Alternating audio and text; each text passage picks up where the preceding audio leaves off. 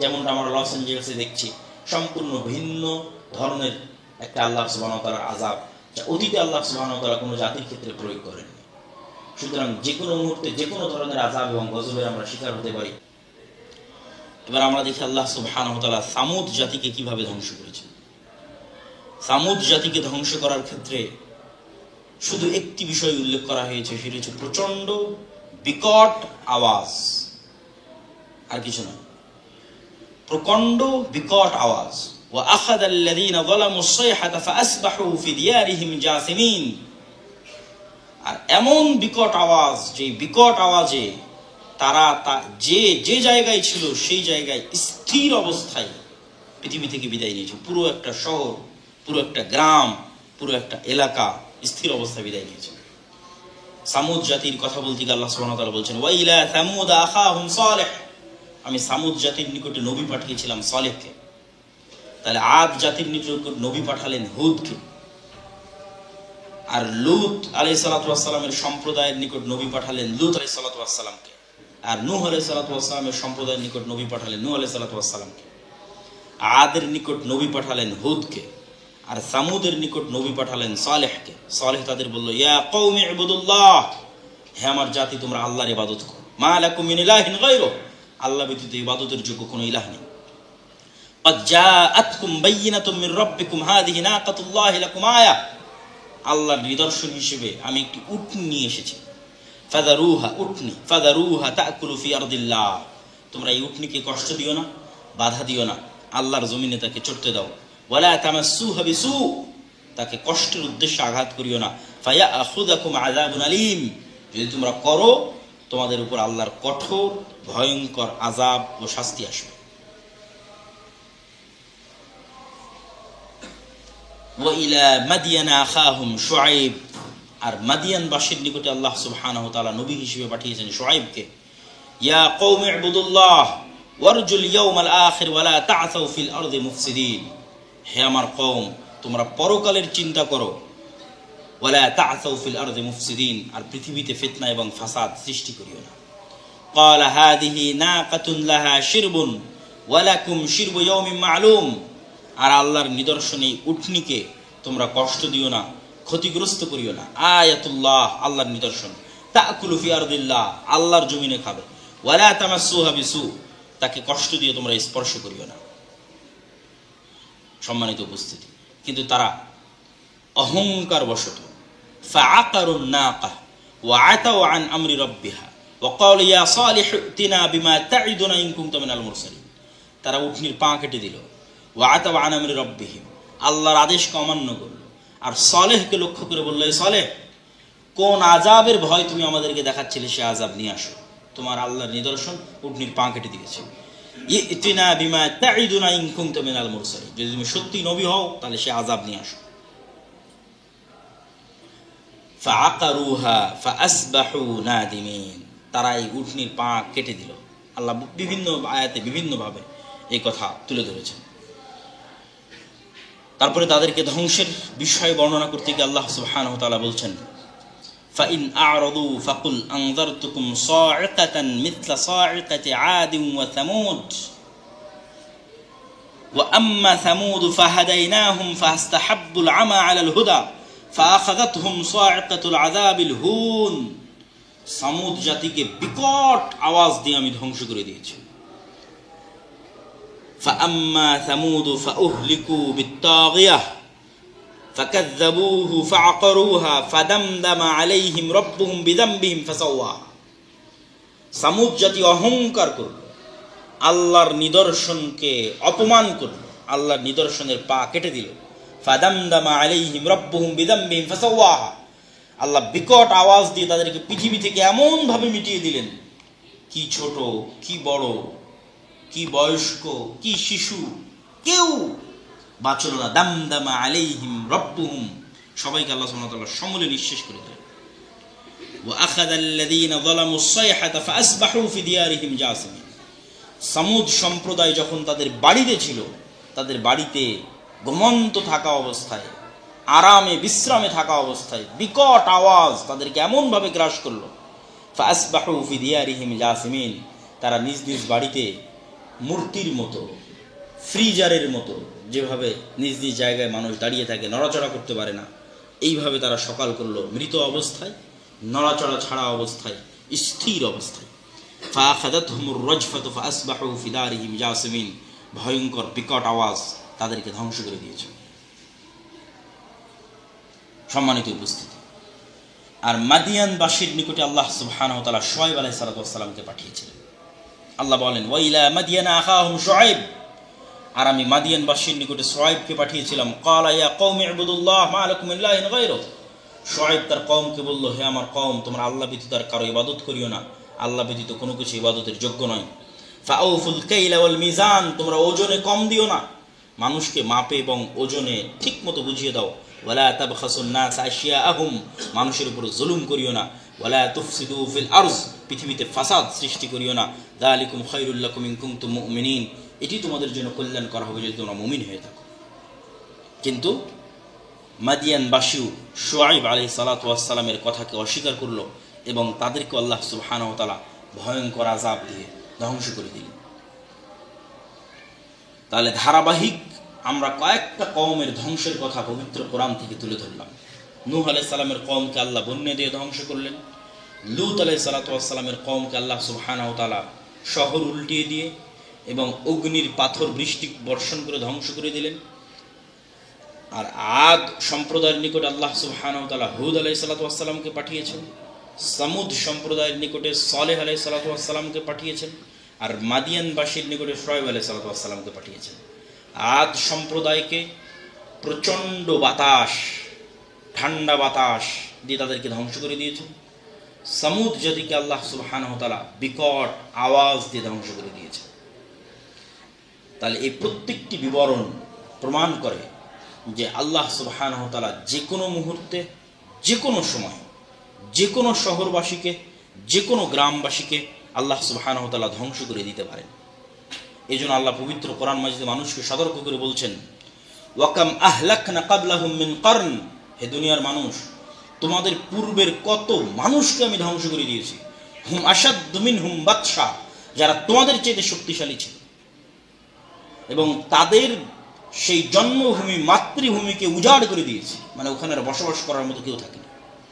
ইন্না ফি যালিকা লাযিকরা লিমান কানা লাহু কলবুন আও উলকিয়া সামউ ওয়া হুয়া শাহীদ, আর এই ঘটনাগুলোর মধ্যে তাদের জন্যই শিক্ষা আছে যাদের অন্তর আছে, আর যাদের অন্তর মরে গেছে তাদের জন্য শিক্ষা নাই।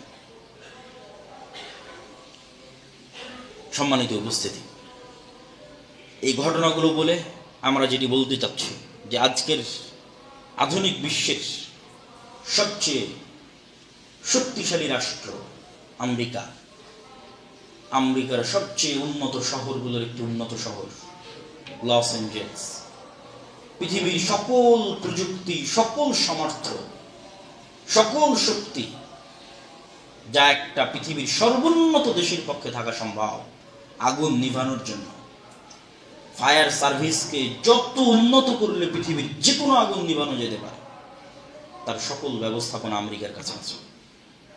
কিন্তু তারপরেও গত 7 দিন 10 দিন যাবৎ জ্বলছেই তো জ্বলছেই, হাজার হাজার বাড়িঘর, যেখানে মানুষের স্বপ্নের আবাসস্থল, যেমনটা আল্লাহ বলছেন কোরআনে, যেগুলোতে মানুষ স্বপ্নের মতো বসবাস করত, কল্পনাও করতো না কোনোদিন আল্লাহর আযাব আসতে পারে। কি ঘুমন্ত অবস্থায়, কি জাগ্রত অবস্থায় সেগুলোকে আল্লাহ এমন ভাবে বিরান করে দিয়েছেন অতীতে, যেখানে পরবর্তীতে আর মানুষ সেখানে থাকার চিন্তাও করে। তো আমাদেরকেও সতর্ক হতে হবে যে আজকে ফিলিস্তিনের গাজায় যে জুলম হয়েছে, যে অত্যাচার হয়েছে, যে নির্যাতন হয়েছে, হৃদয় বিদারক, সারা পৃথিবীর মানুষের চোখের সামনে, এই জুলমের আযাবে যদি আল্লাহ সারা পৃথিবীর মানুষকে ধ্বংস করে দেয়, তো সারা পৃথিবীর মানুষ এর হকদার। কেন? সারা পৃথিবীর মানুষ এই জুলম চোখে দেখেছে। সারা পৃথিবীর সকল শাসক, সকল দেশ তাদের চোখের সামনে হাজার হাজার মানুষকে, নিরপরাধ মানুষকে বোমা মেরে হত্যা, নিহত হতে দেখেছে। কিন্তু সারা পৃথিবীর কোনো দেশ, কোনো শাসক চেষ্টা করে। আল্লাহ যদি নূহ আলাইহিস সালাতু ওয়াস সালামের মতো সমগ্র পৃথিবীকেও ধ্বংস করে দেয়, তবুও গাজায় যে অত্যাচার এবং জুলম হয়েছে তার তুলনায় কিছুই নয়। এই জন্য আমাদেরকে সতর্ক থাকতে হবে, যে কোনো মুহূর্তে যে কোনো পরিস্থিতিতে আমরা আল্লাহ সুবহানাহু ওয়া তাআলার আযাব এবং গজবের শিকার হতে পারি। আল্লাহ পুরো কোরআন, আমি বিভিন্ন জায়গা থেকে কোরআনের, আমি যেভাবে ধারাবাহিক পড়ছি কোরআনে আসলে এভাবে ধারাবাহিক না। আল্লাহ সুবহানাহু ওয়া তাআলা যখন যেখানে যেভাবে ভালো লেগেছে তখন সেখানে সেভাবে বারবার ঘুরিয়ে ফিরিয়ে এই আযাব, এই শাস্তি, এই গজবের কথা তুলে ধরেছেন এবং তুলে ধরতে থেকেছেন। কখনো গজবের বর্ণনা দিয়েছেন, কখনো হুমকি দিয়েছেন, কখনো সতর্ক করেছেন, কখনো তার শক্তির বহিঃপ্রকাশ দেখিয়েছেন। আর আসলেই লা হাওলা ওয়ালা কুওয়াতা ইল্লা বিল্লাহিল আলিয়্যিল আযীম, পৃথিবীতে কোনো শক্তি নাই, কোনো ক্ষমতা নাই।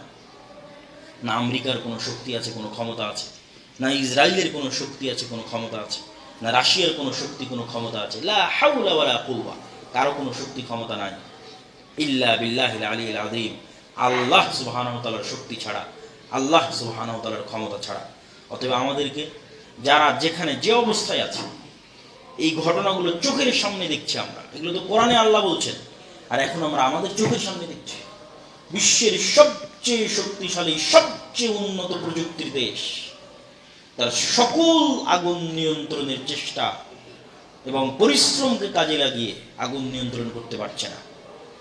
তার মানে আল্লাহ যদি এর চেয়ে ভয়ঙ্কর দেয় তাহলে কি হবে? এখন যতটুকু আছে ততটুকু কন্ট্রোল করতে পারছেন, আল্লাহ চাইলে এর চেয়ে ভয়ঙ্কর দিতে পারে, আল্লাহ চাইলে তার চেয়ে ভয়ঙ্কর দিতে পারে।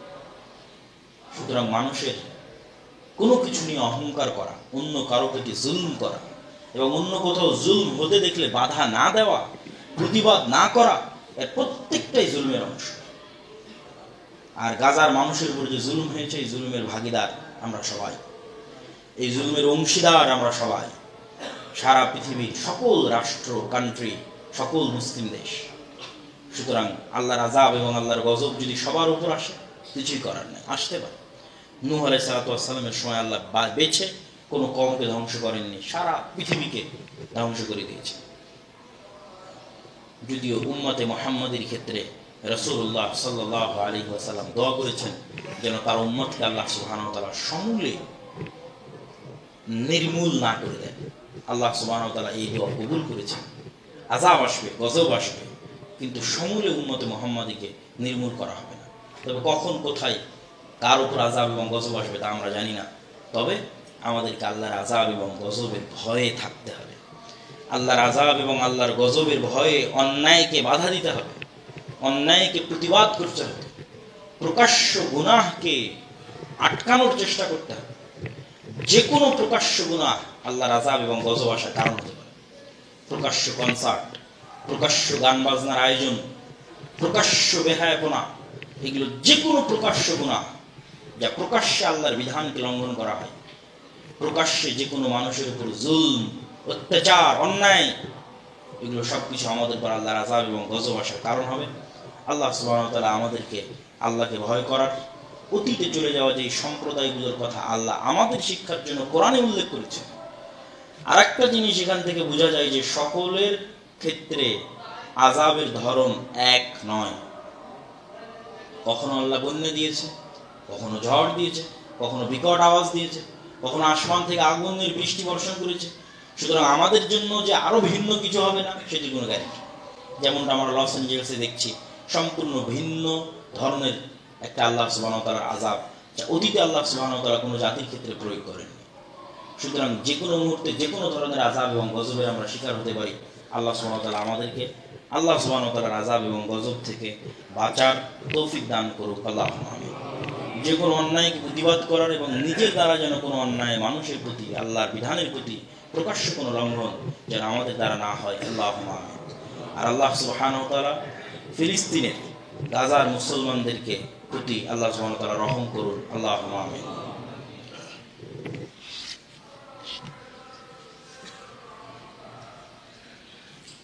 আলহামদুলিল্লাহ ওয়াহদাহু ওয়াসসালাতু ওয়াসসালামু আলা মান লা নাবিয়্যা বা'দাহ। জরুরি দু একটি কথা।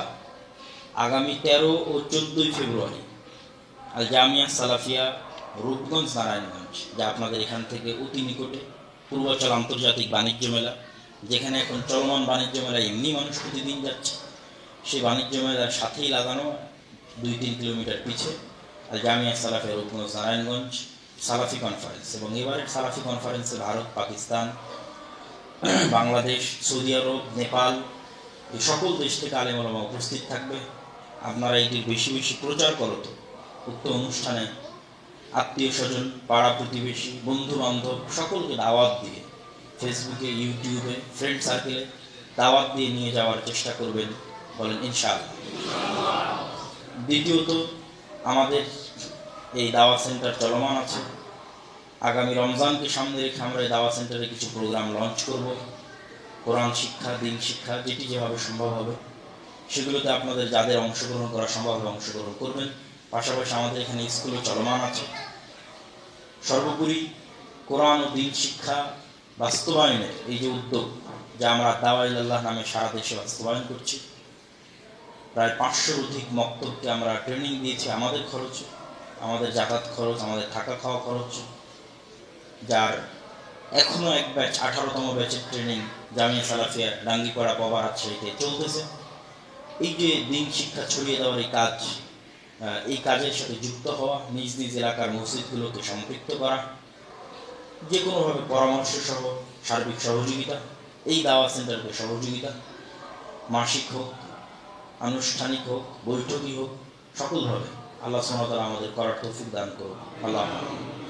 আর আমাদের সকল বই পুস্তক বাইরে পান, বিশেষ করে মাসিকাল ইতিসাম, যাতে সকল সমসাময়িক লেখনী আছে।